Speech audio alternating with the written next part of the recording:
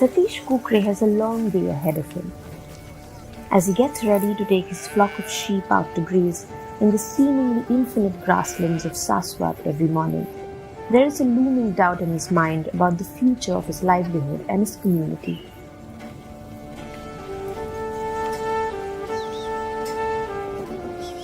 दोन-तीन वर्षात ना ह्या व्यवसायात जरा परवडानाच आम्हाला सारखी म्हणजे मरत येतच जरी पिलं झाली तरी ती मरत येत त्याच्यामुळे लुस्कानीला आम्ही कटाळलो 29-year-old Satish is a traditional pastoralist belonging to the Dangar community of Saswat, a region 20 minutes away from the biggest IT hub in Western India, Pune.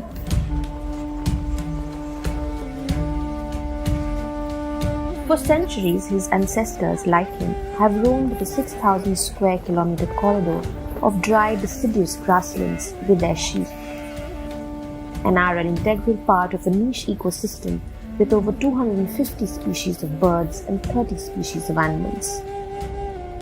From the elusive Indian grey wolf to the four-horned antelope and the striped hyena.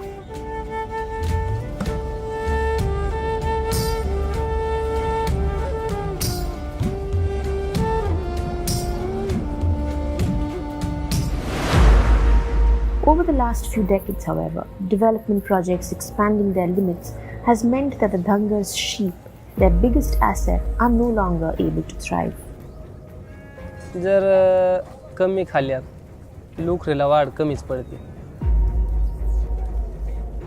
लोकर कमी निघणार आणि म्हणजे त्यांच्या वाढीतच कमी पडते म्हणजे जनावरांची जी तब्येत पण कमी पडणार लोकर कमी पडणार हाय अशी तडपातळी निश्चित राहणार आणि दुधाला तर ते म्हणजे फरकच पडतो दूधच निघत नाही Dakhni sheep, the species of sheep that the Dangar rear, is indigenous to the region and hardy. They can survive droughts and don't require too much water. They're one of the largest contributors to meat production in India, which is why it has always made economic sense to rear them. पाऊस काळात मग त्यांना पिल्लं लय होत्यात बरं जे 4,000ला जाईल ते ह्या टायमात पाऊस काळात 2-3 हजार रुपयाला जाते आणि आता सध्या मेंढ्यांना दूधच नाही निघत एक 10-20 वर्ष झाले मेंढ्यांचं दूध म्हणजे फार कमीच पडले आता आजार वाढलं दूध कमी पडले फार पिल्लं होत्यात तर आता त्यांच्या माग त्यांचा फायदा होतोय तितकं त्यांना खर्च लय होतोय 5-6 महिने झाले की लगेच त्यांना औषध So what exactly changed in the last 10 to 20 years, as Satish claims?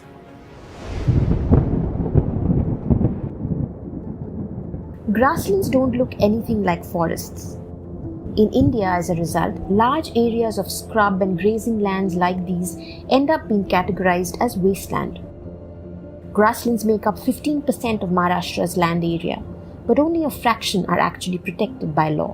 Grasslands are existing. Vivek Khandekar from the Forest Department, and someone who's always shared a keen interest in grasslands, tells us how most of these lands in western Maharashtra are either under private ownership or categorized as community land and sometimes allotted for industrial development. The land which is basically set aside for pasturing, for feeding the cattle of village is called Gairan, which literally translates to the pasturing land. Now that pasturing land is given for management to the local community, but the ownership resides with the revenue department of Maharashtra. So that way the government owns it, management resides with local community, and therefore it is a community, and because it is meant for pasturing cattle, so legal protection as such for preservation and that thing is not there. It is an utility or use oriented classification of land. A small part of these lands is also owned by the Dangars themselves, for which the government claims compensation is provided. This quagmire involving multiple stakeholders makes legal protection a complicated affair.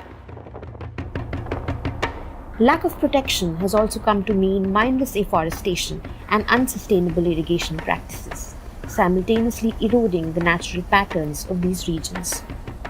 All these habitats don't need afforestation, they just need protection. and without understanding that, lot of plantations were done. Trees such as Nilgiri, Gliricidia don't have any role to play in this ecosystem.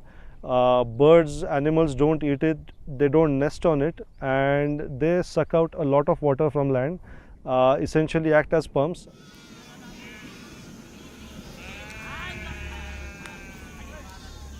Mihir Godbole runs Grassland Trust, an organization that helps empower pastoralists like Satish.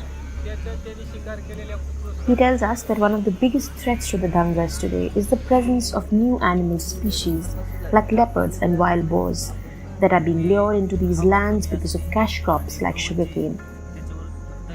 In a landscape where the people have otherwise thrived in perfect coexistence with its wildlife, the balance has already been disrupted.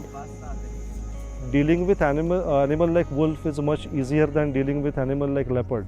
So even their dogs are not trained to counter attack the leopards.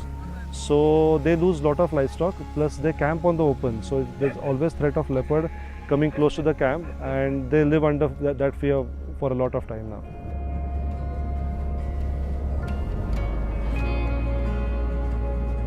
All these grasslands are as important as any other habitats that we have. Forests, swamps, mountain forests, even deserts, everything has their role to play in the ecosystem.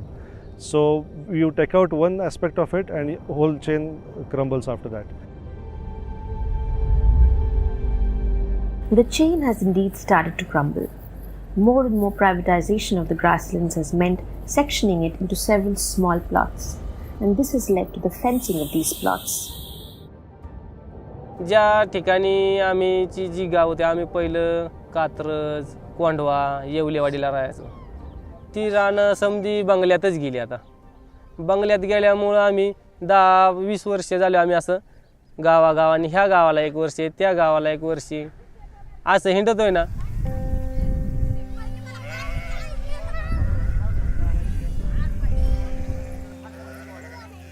काय शेतकऱ्यांच्या संग म्हणजे आमचं चांगलं संबंध आहे.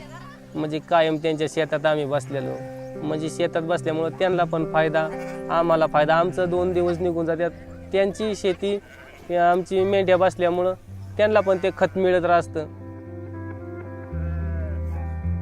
काय असे असतात की आपल्याला कुठं हिथं चाराय सांगणार, दुसऱ्याचंच चाराय सांगणार आणि म्हणणार माझं जाणार निघून, दुसरा येणार आपलं बकरं धरून येणार. म्हणजे असं पण आम्हाला पैसे पण भरावं लागत यातले. The Grasslands Trust team are helping Dhangars like Satish navigate this obstacle course, like how to approach the local government with a concern or how to ask for compensation for a livestock kill, a very real threat they face today. Grasslands Trust helps Dhangar and local farmers to get quick compensation for livestock kills. Many times they are not aware of the procedure. That's why they don't get the compensation. So in our awareness sessions, we make them aware of the procedure, how procedure is to be followed easily, and we give them point of contact with the forest department, so compensation can reach them very early. As an add-on, the team also carries out wildlife tracking, which provides evidence of a leopard or a wolf attack, signaling to the Dhangars to equip themselves appropriately.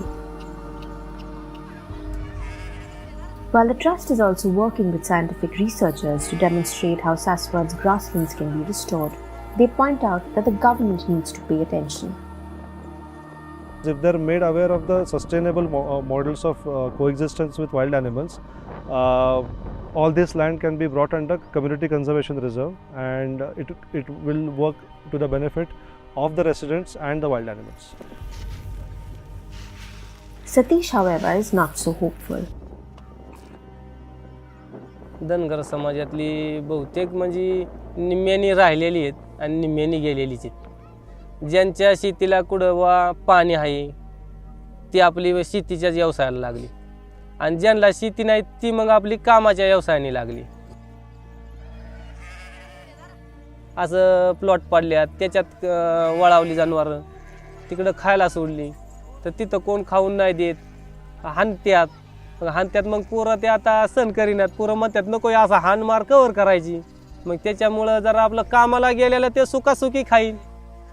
जी फक्त आता अडाणी जास्त आहेत ह्यांनीच फक्त आपलं म्हणजे काय काम करायचं, मग आपलं बकऱ्यांमागं मेंढ्यां शेळ्यांमागं हिंडत राहतात.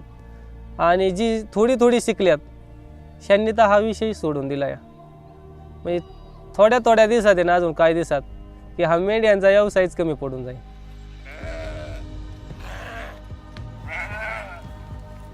As he returns home after a hard day's work, Satish tries to focus on the present. As of today, he remains certain of only one thing, that he will be up at the crack of dawn to tend to his sheep and take them out to graze as far as he possibly can.